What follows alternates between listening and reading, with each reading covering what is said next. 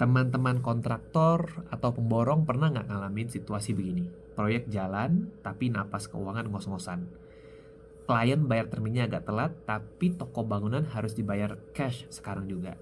Akhirnya, terpaksa talangin pakai uang dapur sendiri. Berat ya?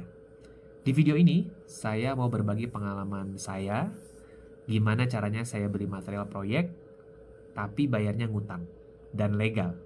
Dan bukan ngutang ke toko bangunan ya, karena nggak semua toko bangunan bisa kasih bon, tapi saya ngutang ke sini.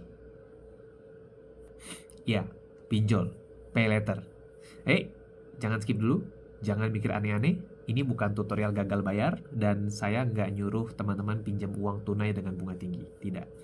Ini adalah strategi memanfaatkan fitur financial technology biar cash flow proyek kita aman. Bahkan, kita bisa dapat uang tambahan sedikit dari bunga bank. Kok bisa? Simak sampai habis.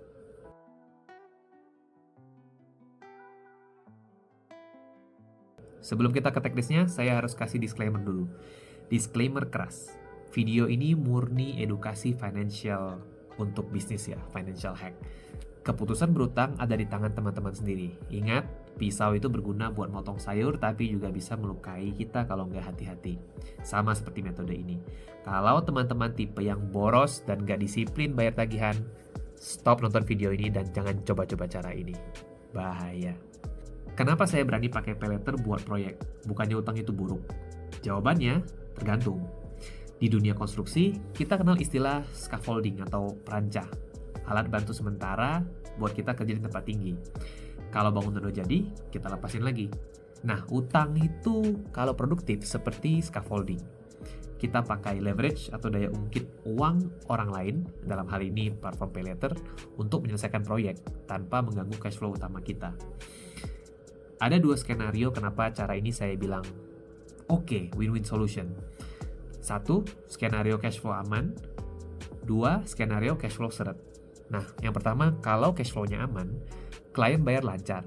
Uang klien masuk, tapi material kita bisa bayar belakangan atau nyicil. Uang kliennya nganggur dong. Nah, uang nganggur ini bisa kita sekolahkan dulu ke instrumen investasi seperti deposito, reksadana pasar uang. Jadi kita dapat profit proyek dan profit dari bunga itu juga. Dua, skenario cash flow seret. Klien telat bayar termin atau terminnya sedikit. Daripada proyek mangkrak atau kita jual aset atau pakai uang sendiri buat talangin, kita pakai limit pay later untuk sebagai dana talangan sementara. Proyek jalan terus, cash flow kita juga aman. Jadi ini bukan soal gaya-gayaan belanja ya, tapi gimana kita memanajemen arus kas. Oke, cukup teorinya. Sekarang prakteknya gimana? Emangnya bisa beli pasir pakai pay later? Bisa banget. Ini strategi saya bagi jadi dua jalur. Satu, jalur e-commerce. Sekarang ini banyak material bangunan yang kita pakai di proyek itu bisa kita dapatkan di toko online.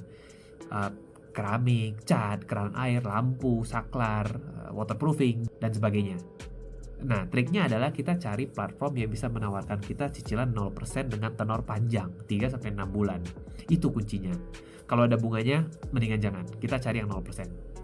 Jadi bayangkan kita bisa misalnya beli 1 ember cat seharga 1,5 juta, 3 juta.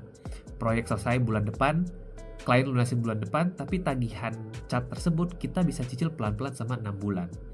Tanpa bunga. Uang klien sudah di tangan, proyek sudah selesai, barang sudah kepasang, tapi material kita masih cicil. Dan dengan tanpa bunga. Ini saya kasih lihat screenshot tagihan saya, proyek sudah saya terima, tapi saya masih ngutang. Jalur 2, offline store via QRIS. Nah, ini pertanyaan teman-teman pasti. Kalau pasir, semen, batako, besi, masa kita beli online? Nanti ongkirnya gimana? Nah, betul, biasanya untuk material seperti itu kan kita beli di toko bangunan dekat proyek.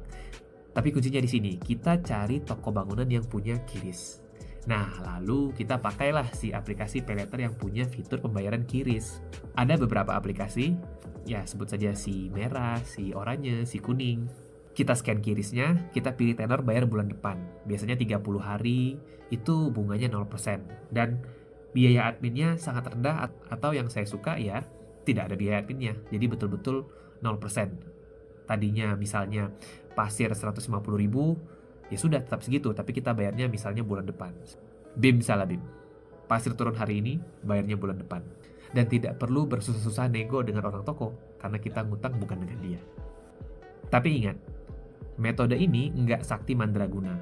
Ada satu hal yang sejauh ini belum bisa dipakai dengan pay later, yaitu upah tukang. Kecuali teman-teman ketemu tukang yang bisa bayar pakai QRIS, tolong kabarin saya. Jadi uang cash dari klien, dari DP, dari termin, itu difokuskan untuk bayar upah tenaga kerja saja. Sisanya urusan material kita bisa pakai leverage dari fasilitas pay later yang tadi itu. Sekarang bagian paling penting, apa risikonya? 1. Biaya admin dan layanan. Cek detailnya. Kadang-kadang tulisannya memang bunga 0%, tapi ada biaya layanan 1% dan sebagainya. Hitung dulu apakah margin proyek kita, untung dari proyek kita itu sebetulnya masih masuk kalau dipotong dengan bunga ini. Jadi misalnya kalau teman-teman sudah hitung bisa dapat profit 10%, dan dari 10% itu kita masih bisa untuk misalnya bayar bunga cicilan atau admin cicilan katakan 1% atau 1,5%, nah itu masih oke. Kedua, disiplin pembayaran. Pay later itu kejam kalau telat. Denda keterlambatannya lumayan. Kalau teman-teman tipe yang suka lupa tanggal jatuh tempo, metode ini bisa jadi bumerang dan menghancurkan profit kita. Set alarm, set reminder supaya nggak telat bayar sebelum jatuh tempo. Overkill. Mentang-mentang limit gede, jangan belanja material yang nggak perlu. Tetap stick to RAB. Dan jangan terlena untuk memakai ini untuk utang konsumtif. Beli semen, jangan beli iPhone. Jadi kesimpulannya, di zaman digital ini, alat kerja pemborong itu bukan cuman water pass atau sendok semen atau molen, tapi instrumen keuangan digital yang juga kita bisa jadikan alat kerja kalau kita ngerti cara pakainya. Untuk teman-teman yang mau coba, silakan riset aplikasi pay later yang bunganya paling masuk akal, yang kalau bisa 0%, tidak ada biaya adminnya. Atau kalau mau coba yang saya pakai, saya taruh link referralnya di deskripsi. Saya tidak di-endorse oleh brand-brand tersebut, tapi di bawah itu adalah link referral saya. Jadi saya akan berterima kasih kalau teman-teman memakai link referral tersebut. Ingat, gunakan utang untuk hal produktif, bukan konsumtif. Jangan pakai limit pay later yang katanya buat proyek untuk beli iPhone baru ya. Semoga tips ini bisa bermanfaat untuk proyek teman-teman supaya lancar, cash flow aman, tidur nyenyak. Sampai jumpa di video berikutnya.